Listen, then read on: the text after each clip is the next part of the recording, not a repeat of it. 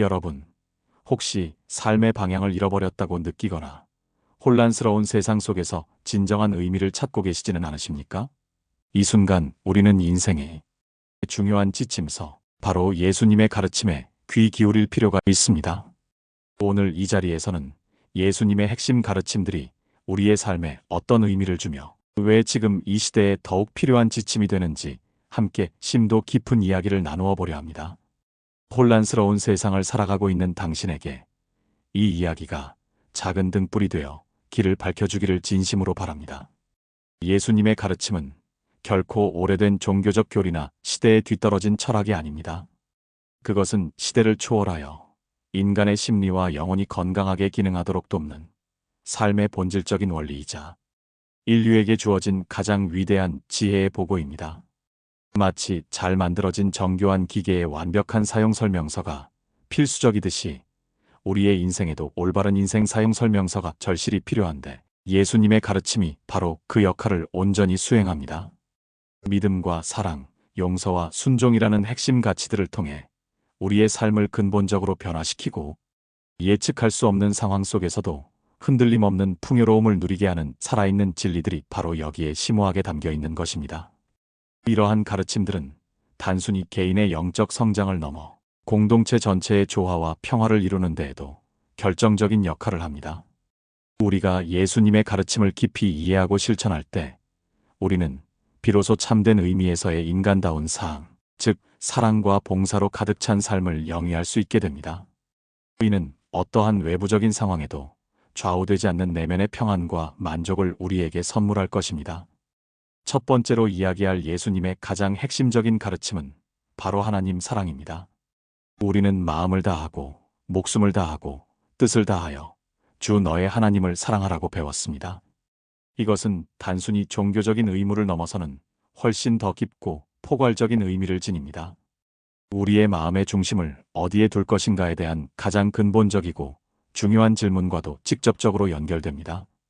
우리가 가장 귀하게 여기고 가장 깊이 의지하며 가장 열정적으로 집중하는 대상이 무엇이냐에 따라 우리의 삶의 방향과 질이 전적으로 결정된다는 것을 가르쳐줍니다. 하나님을 사랑한다는 것은 우리 존재의 근원과 궁극적인 목적을 깊이 이해하고 그 안에서 우리의 진정한 정체성과 영원한 가치를 발견하는 의미심장한 여정입니다. 세상의 불안정한 가치나 일시적인 만족을 좇는 대신 영원하고 변치 않는 절대적인 존재 안에서 진정한 평안과 흔들림 없는 안정을 찾는 것입니다. 이 가르침은 우리가 외부적인 환경이나 세상의 평가에 쉽게 휘둘리지 않고 내면의 깊은 곳에서부터 샘솟는 평화와 지속적인 만족을 경험할 수 있도록 굳건히 돕습니다. 하나님 사랑은 단순히 감정적인 차원의 사랑을 넘어 우리의 생각과 의지, 그리고 행동을 통해 온전히 표현되어야 하는 총체적인 사랑을 의미합니다. 이는 우리의 삶의 모든 영역에서 하나님의 주권을 인정하고 그분의 뜻에 순종하며 살아가는 삶의 방식을 포괄합니다. 하나님을 사랑할 때 우리는 비로소 우리 자신을 온전히 이해하고 세상 속에서 우리의 참된 위치와 역할을 깨닫게 됩니다. 이러한 사랑은 우리에게 무한한 용기와 지혜를 주어 어떤 어려움 속에서도 좌절하지 않고 앞으로 나아갈 수 있는 힘을 공급합니다. 궁극적으로 하나님 사랑은 우리의 영혼을 풍요롭게 하고 삶의 의미를 심화시키는 가장 강력한 원동력이 됩니다. 다음으로 중요한 가르침은 바로 이웃 사랑입니다. 예수님은 자신을 사랑하듯이 이웃을 사랑하라고 말씀하셨습니다. 이것은 단순한 도덕적 명령이나 사회적 의무를 넘어서는 우리 자신을 회복하는 깊은 치유의 과정과도 같습니다. 타인을 향한 우리의 태도가 곧 우리 자신을 대하는 태도와 밀접하게 연결되어 있음을 깨닫게 합니다. 우리가 이웃에게 베푸는 사랑과 자비, 그리고 이해는 결국 우리 자신에게 다시 돌아오는 긍정적이고 건설적인 에너지로 작용합니다. 미움과 분노, 그리고 시기심은 우리 마음속에 독을 심어 스스로를 병들게 하지만 사랑과 이해, 그리고 용납은 우리 마음을 치유하고 건강하게 만들며 영혼을 정화시킵니다. 이웃 사랑은 우리가 고립되고 단절된 존재가 아니라 서로 깊이 연결되어 함께 살아가야 하는 공동체의 중요한 일원임을 일깨워줍니다. 이는 상호 존중과 배려, 그리고 공감을 통해 더욱 풍요롭고 의미 있는 관계를 맺도록 우리를 인도합니다. 이러한 사랑의 실천은 우리 주변의 세상을 점진적으로 그러나 분명하게 더 나은 곳으로 변화시키는 작은 시작이 됩니다. 나아가 이웃사랑은 사회적 갈등을 해소하고 공동체 전체의 통합과 조화를 이루는 데에도 필수적인 역할을 합니다. 우리가 서로를 이웃으로 받아들이고 사랑할 때 우리는 서로의 아픔을 공감하고 어려움을 함께 나누며 더 나은 세상을 함께 만들어갈 수 있습니다. 이는 개인의 행복을 넘어 공동체 전체의 행복을 증진시키는 가장 근본적인 원리가 됩니다.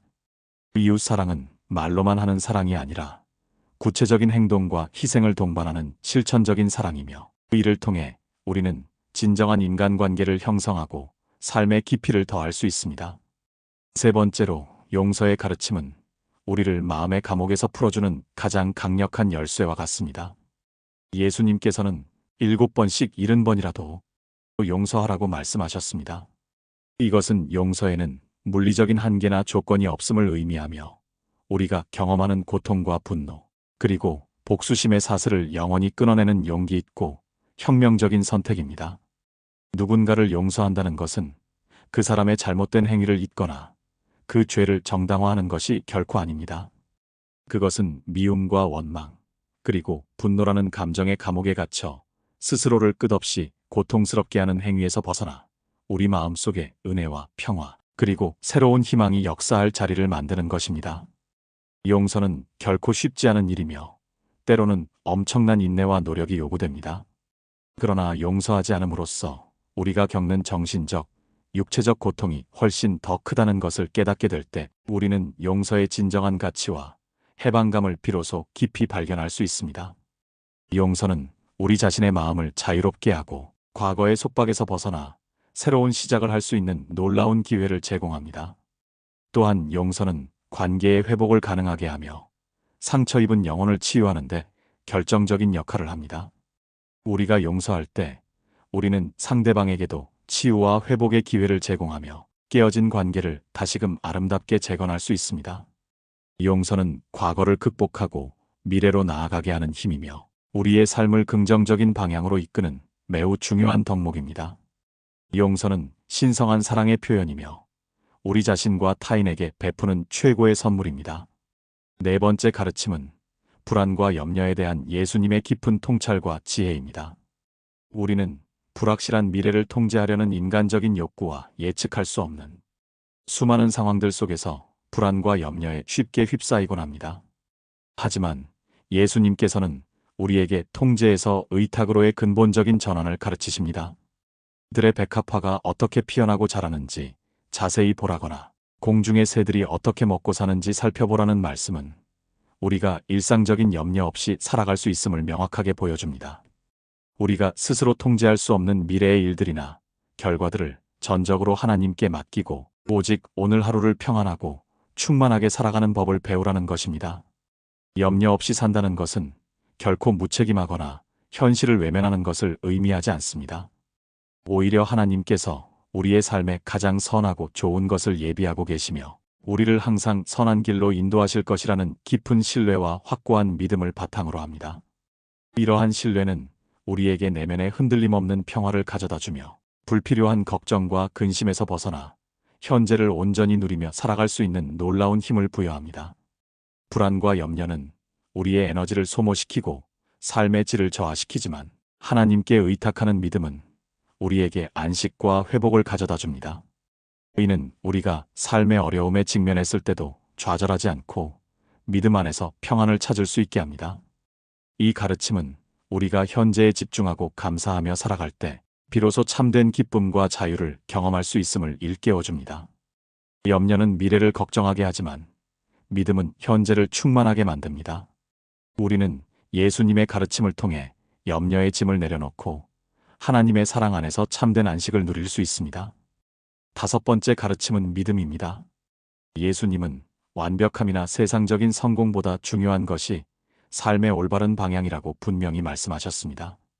좁은 길이 영혼이 숨 쉴 수 있는 가장 넓고 궁극적인 길임을 깨닫는 것은 바로 믿음의 영역입니다.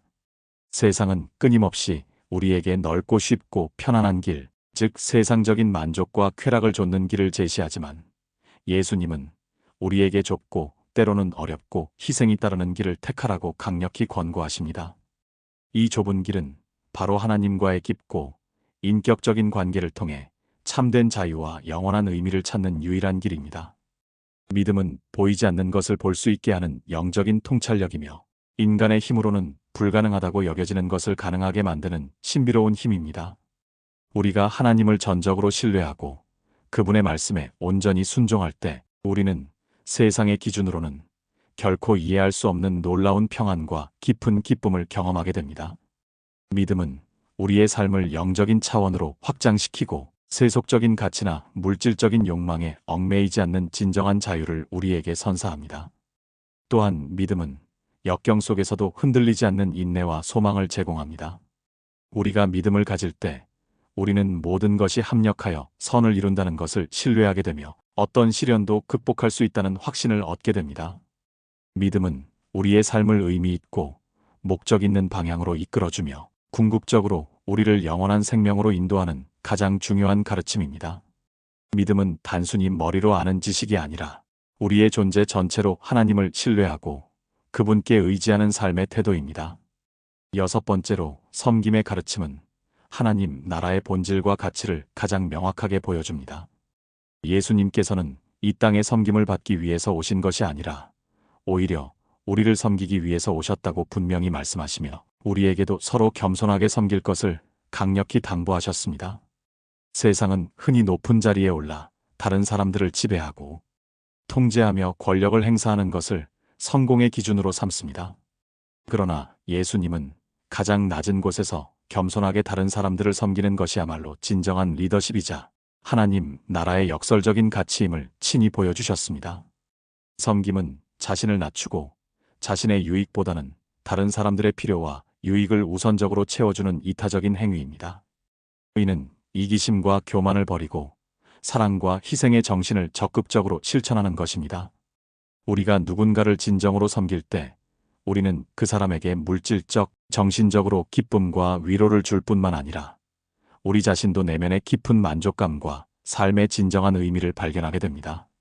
섬김은 공동체를 더욱 건강하고 활기차게 만들고 서로가 서로에게 의지하며 함께 성장하는 아름답고 견고한 관계를 형성하는데 결정적인 역할을 합니다. 또한 섬김은 사회적 약자와 소외된 이들을 돌보는 중요한 수단이 되며 사회 전체의 공정성과 정의를 실현하는 데 기여합니다. 우리가 서로를 섬길 때 우리는 예수님의 사랑을 세상에 전파하는 살아있는 증인이 되며 하나님 나라의 가치를 이 땅에 실현하는 도구가 됩니다. 섬김은 가장 고귀한 형태의 사랑이며 우리에게 영원한 보상을 약속하는 행위입니다. 마지막으로 예수님은 진리 자체이십니다. 예수님은 자신을 길이요 진리요 생명이라고 말씀하시며 우리에게 참된 자유는 오직 예수님을 만나고 그분의 가르침을 따르는 데서 시작된다고 가르치셨습니다. 현대 사회는 다양한 정보와 의견들로 과도하게 포화되어 있어서 무엇이 진실이고 무엇이 거짓인지 분별하기 매우 어려운 시대에 살고 있습니다. 이러한 혼란과 무질서 속에서 예수님은 변치 않는 영원한 진리의 절대적인 기준을 명확하게 제시하십니다. 예수님의 가르침은 단지 하나의 철학이나 인간적인 사상이 아니라 우리를 구원하고 우리의 삶을 근본적으로 변화시키는 살아있는 원리이자 하나님의 계시입니다. 우리가 예수님의 진리 안에서 살아가고 그분의 말씀에 순종할 때 우리는 세상의 거짓된 가치와 유혹으로부터 벗어나 진정한 자유와 영원한 평화를 누릴 수 있습니다. 이 진리는 우리에게 삶의 목적을 명확히 하고 올바른 방향으로 흔들림 없이 나아갈 수 있는 확고한 확신을 줍니다. 또한 진리는 우리에게 어둠 속에서 빛을 발견하게 하고 절망 속에서 소망을 찾게 합니다. 예수님의 진리는 우리가 경험하는 모든 고통과 어려움 속에서도 우리를 붙들어주고 궁극적인 승리를 약속합니다. 진리는 결코 변하지 않는 하나님의 약속이며 우리의 영원한 안식처입니다. 진리 안에서 우리는 비로소 우리 자신의 한계를 넘어설 수 있고 하나님의 무한한 사랑을 경험할 수 있습니다. 예수님은 우리를 진리로 인도하시고 그 진리 안에서 우리에게 영원한 생명을 주십니다. 예수님의 가르침은 구약의 율법을 폐지하러 온 것이 아니라 오히려 그 율법의 정신과 의미를 완성하러 오신 것입니다. 율법의 근본적인 정신인 사랑과 정의를 더욱 깊이 깨닫고 우리의 삶 속에서 온전히 실천하도록 이끄는 것입니다. 이러한 귀한 가르침들은 현대 사회의 혼란과 무질서 속에서 방향을 잃고 헤매는 우리에게 가장 확실한 나침반이 되어주고, 상처받고 지친 마음에는 따뜻한 위로와 깊은 평안을 선사하며 삶의 궁극적인 목적을 다시금 분명히 세우도록 굳건히 돕습니다. 우리가 이 가르침들을 우리의 일상과 삶 속에 진정으로 적용할 때 우리는 세상의 일시적인 성공 기준이나 허황된 가치를 좇는 대신 영원히 지속될 가치 있는 삶의 방향을 설정하게 될 것입니다. 그리고 빛과 소금처럼 우리 존재 자체로 세상에 긍정적인 영향을 미치고 어둠을 밝히는 삶을 살아가게 될 것입니다. 사랑하는 여러분, 예수님의 32가지 가르침이라는 표현은 사실 예수님의 핵심적인 가르침들을 총체적이고 함축적으로 표현한 것입니다. 이 가르침들은 우리가 살아가면서 마주하는 수많은 문제와 고민들 속에서 명확하고 시대를 초월하는 해답을 제시해 줍니다.